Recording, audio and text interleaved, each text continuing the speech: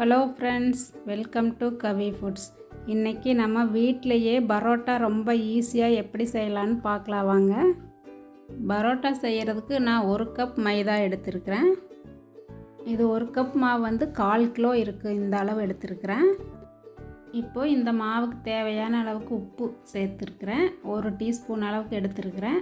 இது கூட 1 டீஸ்பூன் சர்க்கரை சேர்த்துட்டு இதை வந்து நல்லா மிக்ஸ் பண்ணி விட்டுறலாம். மாவோடு கலந்து வர்ற அளவுக்கு உப்பு சர்க்கரையை நல்லா மிக்ஸ் பண்ணி விட்டதுக்கப்புறம் இதில் 1 டீஸ்பூன் பட்டர் சேர்த்துக்கலாம். இது கூட 1 டேபிள் ஸ்பூன் எண்ணெய் சேர்த்துட்டு இதை நல்லா மிக்ஸ் பண்ணி விட்டுறலாம். பட்டரெல்லாம் நல்லா மாவோடு மிக்ஸ் ஆகிற அளவுக்கு கையினால் நல்லா பிசைஞ்சு விட்டுட்டு கொஞ்சம் கொஞ்சமாக தண்ணி சேர்த்து பிசைஞ்சுக்கலாம். தண்ணி வந்து அதிகம் சேர்த்துட்டாலும் நம்மளுக்கு தேய்க்க வராது, அளவுக்கு சேர்த்து பிசைஞ்சுக்கோங்க. இப்போ பிசைஞ்சாச்சு. இதில் 1 டேபிள் ஸ்பூன் எண்ணெய் விட்டுருக்கிறேன். இதை வந்து கையாலேயே நல்லா பிசைஞ்சுக்கலாம். ஒரு 15 நிமிஷம் இந்த மாதிரி அழுத்தி நல்லா பிசைஞ்சுக்கலாம். அப்போ தான் பரோட்டா நல்லா கிடைக்கும் நம்மளுக்கு. பரோட்டா நல்லா சாஃப்டாக லேயராக கிடைக்கிறதுக்கு வந்து நம்ம எவ்வளோ தூரம் மாவை நல்லா இழுத்து பிசைஞ்சு வைக்கிறோமோ அந்த அளவுக்கு சாஃப்டாக இருக்கும். இப்போ நல்லா பிசைஞ்சு மாவு சாஃப்ட் ஆயிடுச்சு. இனி இதில் 1 டேபிள் ஸ்பூன் எண்ணெய் விட்டுட்டு இதை மூடி ஒரு 2 மணி நேரம் அப்படியே வச்சிடலாம். மாவு மேலே ஒரு ஈரத்துணி நனைச்சி போட்டுக்கோங்க, அப்போ தான் மாவு சாஃப்டாக இருக்கும். இதை 2 மணி நேரம் அப்படியே வச்சுட்டு அதுக்கப்புறம் எடுத்து பார்க்கலாம். இப்போது 2 மணி நேரம் ஆயிடுச்சு. இனி அந்த துணியை எடுத்துடலாம். மாவு பாருங்கள் எவ்வளோ சாஃப்டாக இருக்குன்னு. இப்போ இந்த மாவை திருப்பியும் கையால் 5 நிமிஷம் பிசைஞ்சு விட்டுறலாம். மாவு பார்த்தாலே நல்லா சாஃப்டாக தெரியுது பாருங்கள். இந்த அளவுக்கு நல்லா பிசைஞ்சு எடுத்துக்கங்க, அப்போ தான் பரோட்டா நல்லா சாஃப்டாக கிடைக்கும். இப்போ இந்த மாவை வந்து உருண்டையாக பிடிச்சி எடுத்துக்கலாம். இது வந்து உங்களுக்கு சின்ன பரோட்டாவாக வேணும் அப்படின்னா சின்ன சின்ன உருண்டைகளாக பிடிச்சிக்கோங்க, இல்லை பெருசாக வேணும்னா பெருசாக பிடிச்சிக்கோங்க. இப்போ இந்த உருண்டைக்கு மேலே எண்ணெய் தடவிட்டு மறுபடியும் அதை ஒரு 1/2 மணி நேரம் அப்படியே வச்சிடலாம். 1/2 மணி நேரம் ஊறட்டும். அதுக்கப்புறம் நம்ம பரோட்டா செஞ்சுக்கலாம். இப்போ மூடி போட்டு வச்சிடலாம். 1/2 மணி நேரம் கழித்து பார்க்கலாம். மாவெல்லாம் நல்லா சாஃப்டாக இருக்குது. இதை வந்து இனி நம்ம திரட்டிக்கலாம். இப்போது நான் ஒரு உருண்டையை எடுத்துக்கிறேன்.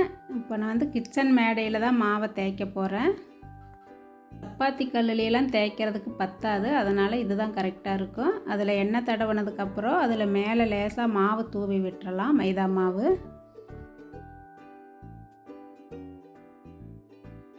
இப்போது இதில் உருண்டையை வச்சுட்டு நல்லா தேய்ச்சிக்கலாம். நம்ம எந்த அளவுக்கு நல்லா மெல்லிசாக தேய்க்க முடியுமோ அந்த அளவுக்கு தேய்ச்சிக்கலாம். எப்படி வேணாலும் இழுத்து தேய்ச்சிக்கலாம். நம்மளுக்கு ரவுண்டாக தான் வேணும்னு கிடையாது. அதனால் எவ்வளோ தூரம் எந்த சைடு மெல்லிசாக இழுக்க முடியுமோ அந்த அளவுக்கு இழுத்து தேய்ச்சிக்குங்க. இப்போ பாருங்கள், இந்த அளவுக்கு நல்லா மெல்லிசாக தேய்ச்சிக்கணும். உங்களுக்கு பார்த்தாலே தெரியும் இப்போ எவ்வளோ மெல்லிசாக இருக்குன்ட்டு. இந்த அளவுக்கு வர்ற மாதிரி நீங்கள் மாவை தேய்ச்சிக்குங்க. இனி இது மேலே கொஞ்சமாக எண்ணெய் ஊற்றிட்டு அதை நல்லா மாவில் தேய்ச்சி விட்டுக்குங்க. இப்போது இதை கத்தி வச்சுட்டு நல்லா கோடு மாதிரி போட்டு கீறி விட்டுக்குங்க. இதே மாதிரி ஃபுல்லாக கீறி விட்டுறணும். இந்த மாதிரி எல்லாத்தையும் கீறி விட்டதுக்கப்புறம் ஒரு ஓரத்துலேருந்து அப்படியே இழுத்துக்கிட்டு வரணும். இந்த மாதிரி இழுத்துக்கிட்டு வரும்போது நம்மளுக்கு வந்து நல்ல லேயராக கிடைக்கும்.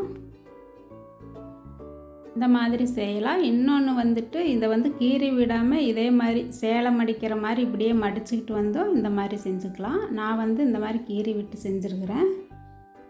இப்போ இதை நல்லா கொஞ்சம் இழுத்து விட்டுட்டு இந்த மாதிரி சுற்றி வச்சுக்கலாம். இதே மாதிரி எல்லா உருண்டைகளையும் தேய்ச்சி வச்சுக்குங்க. இனி தேய்ச்சி வச்ச உருண்டையை வந்து இந்த மாதிரி கையாலேயே நல்லா பரப்பி விட்டுக்குங்க. இந்த மாதிரி கையால் அமுத்தி விட்டுக்கலாம், இல்லைன்னா பூரி கட்டையை வச்சும் நம்ம நல்லா தேய்ச்சிக்கலாம். இப்போ நல்லா பரப்பி விட்டாச்சு. இனி வந்து இதை பரோட்டாவாக போட்டு எடுத்துக்கலாம். தோசை தவா சூடாயிருச்சு. இதில் வந்து கொஞ்சமாக எண்ணெய் சேர்த்துட்டு அதை நல்லா தேய்ச்சி விட்டுட்டு பரோட்டாவை சேர்த்துக்கலாம். பரோட்டாவை போட்டதுக்கப்புறம் தீ வந்து மிதமான தீயிலேயே இருக்கட்டும். ரொம்ப ஹையாக வச்சோன்னா உள்ளே வந்து வேகாது. அதனால் மீடியம் ஃப்ளேம்லேயே வச்சுக்கிட்டு திருப்பி போட்டு நல்லா வெந்ததுக்கப்புறம் எடுத்துக்கலாம். நல்லா கோல்டன் கலர் ஆயிடுச்சு பாருங்கள். இப்போ வெந்துருச்சு. நீ இதை எடுத்துடலாம்.